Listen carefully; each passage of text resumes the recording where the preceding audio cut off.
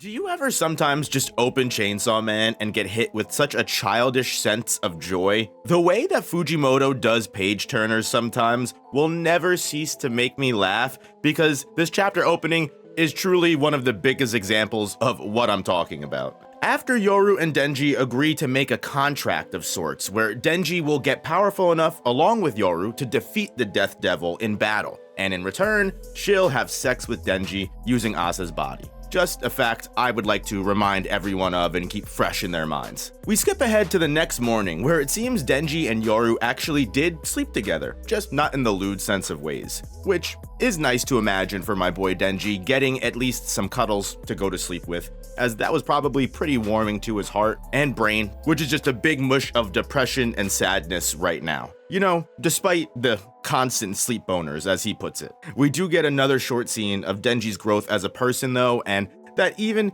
if he wavers between human and devil in nature at times, even after losing everything that he has, and he still hasn't lost his sense of self. He's still not a piece of shit, and he's still not willing to assault someone, even if they're sleeping or not consenting, which I wish we would be able to say the same for Yoru, but you know. Denji puts a blanket over Yoru and notices that after the body count total of the battle with the aging devil emerges, it's at least 900 dead and over 3,800 people missing just in Tokyo alone. And I have to imagine that because the gun goddess, that giant Statue of Liberty cannon that Yoru conjured with the contracts of all the NRA members, was fired all the way from the USA, I'm imagining there was some type of collateral damages that happened that we're just not aware of yet and getting on the news. Because just another tragedy to add to the tragic state of the world right now, right? And really only just assuring without a doubt the Death Devil is going to be descending upon this land. Something that later on in this chapter, Yoshida and Fumiko basically confirm, and the fact that this event really might only be about a month away, which is just making public safety as desperate as ever. Desperate enough to attempt and make a truce with FAMI and her Chainsaw Man church, which is funny to me because after they just broke a bunch of devils out of the devil detention center, just caused so many problems and dead devil hunters, and just shows like how desperate they are, but also at the same time that they're willing to make a bunch of ridiculous demands, like they are still in control and have the upper hand here, which is clearly just not the case. Because especially after seeing the state of the board of directors of public safety and just the high ranking officials in politics and government, and just what these old geezers are not just willing to do with what they're willing to do with the aging devil, but the fact that how really just not thinking through a lot of the decisions they're making, they are. I don't even know how to phrase this grammatically, because it just doesn't surprise me at the end of the day that they would act this way.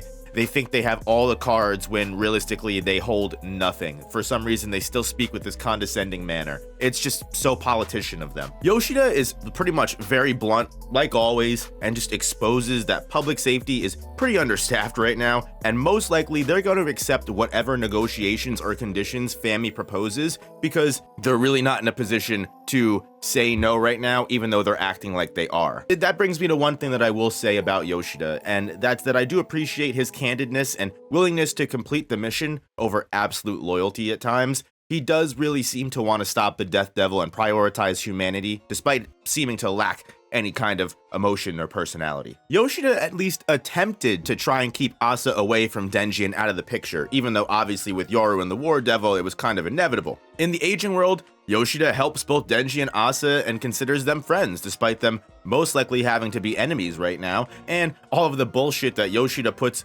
them both through. Now, I will say, the fact that wearing his employer's vulnerabilities on his sleeve as a show of good faith and honesty does kind of almost make me care about him, and the fact that he is willing to even reduce his employer down a notch to make a potential new ally. But I don't think we're just there yet with Yoshida. And considering we're getting to the end of part 2, I don't know if we're ever going to get there. But this whole scene just amounts to absolute tomfoolery and is honestly, in my opinion, a very distinct parallel to how intertwined to humanity Fami's younger sister Nayuta became after living an ordinary human life. Because she almost says the exact same thing that Nayuta does, that she can't do an alliance with the public safety.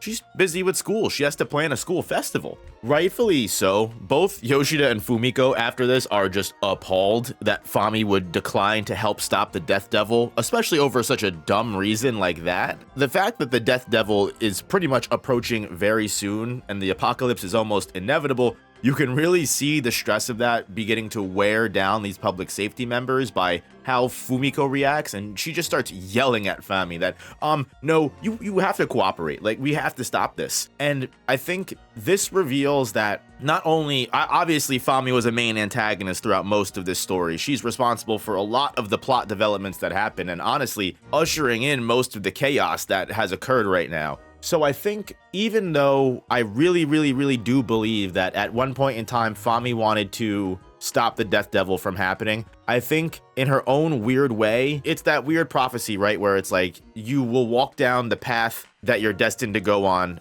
by trying to avoid it. She has tried, according to her, so much to stop the end, but realistically, all she did was bring it faster. And I think that's a direct character flaw of the Famine Devil. But like, not a character flaw in writing, a character flaw in who she is. Remember, I mean, she's supposed to be the embodiment of the fear of mass starvation. She's supposed to be this lazy, slow moving, hungry, starving person. But in the human world, she's surrounded by a world of commodities. Fami can get really everything she pleases. She's constantly led astray by food, friends, and, sure, she has good intentions, but when she's distracted by all of these things that the Famine Devil, again, starving, is always going to be looking for satisfaction, always going to be looking to what feeds her hunger, she ends up holding no substance. She has nothing to offer. She herself is empty. What I mean by that is, Fami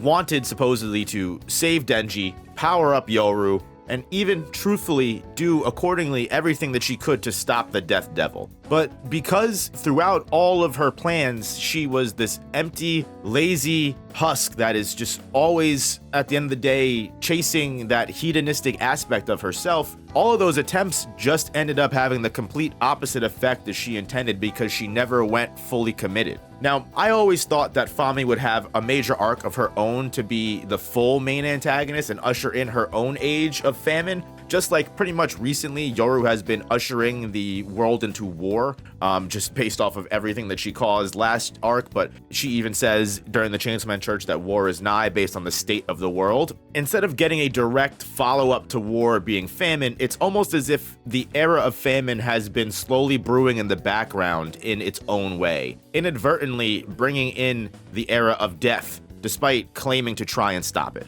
This whole Chainsaw Man Church thing that was supposed to stop Chainsaw Man from having to participate in battle, so that way it would affect the public's perception of Chainsaw Man and lower its ability, so that way Yoru would have a much better time turning Chainsaw Man into a weapon, really just ended up creating a violent cult of radical, young adults that are even now to this day still clashing with the counter-protesters and threatening to interfere in global politics, turning the world, or at the very least Japan, into a war zone where barely any order is existing. And sure, people are still going to school, life is still apparently going on, but we see in Denji and Yoru's side of things that shit is still fucked up in other places. And here we get the reveal too that Fami really even only admits that she was offering to help Chainsaw Man, Yoru, and their humans, because watching them struggle and seeing them so puzzled and dealing with all of these terrible crises was fun. It was feeding her in a sense, right? Feeding her desire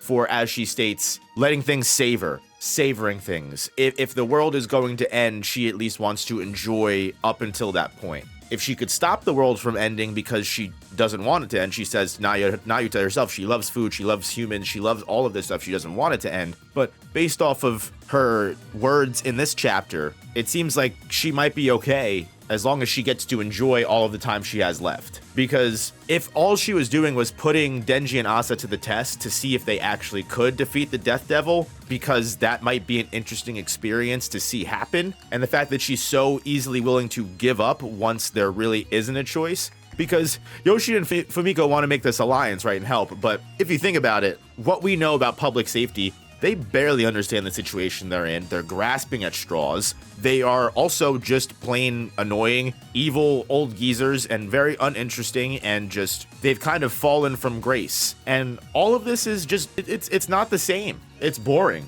to FAMI. She would much rather just spend her time with her friends at school if they're all just gonna die anyway, which is basically just getting to what I mean, where FAMI's interest of stopping the Death Devil was kind of like a fleeting desire. She would sometimes mull it over, participate in it, and want to succeed in it, but her lackadaisical and low energy approach is really only going to be spent on what's holding her attention the most at that time. Denji and Asa were interesting for the time. The Chainsaw Man Church and starting that was interesting at the time. But you can notice that all of these things end up going half-finished. The Chainsaw Man Church, half-finished, ended up collapsing and falling apart and breaking out into pure chaos. At this point, long story short, she's not looking to fight a losing battle with public safety. That's lame and boring to her. She might still be willing to work with Denji and Asa, but as far as it goes for now, just as quick as FAMI and Yoshida and Fumiko were talking, FAMI's school friends pick her up and quite literally carry her away as if she wasn't actually one of the 4 horsemen of the apocalypse and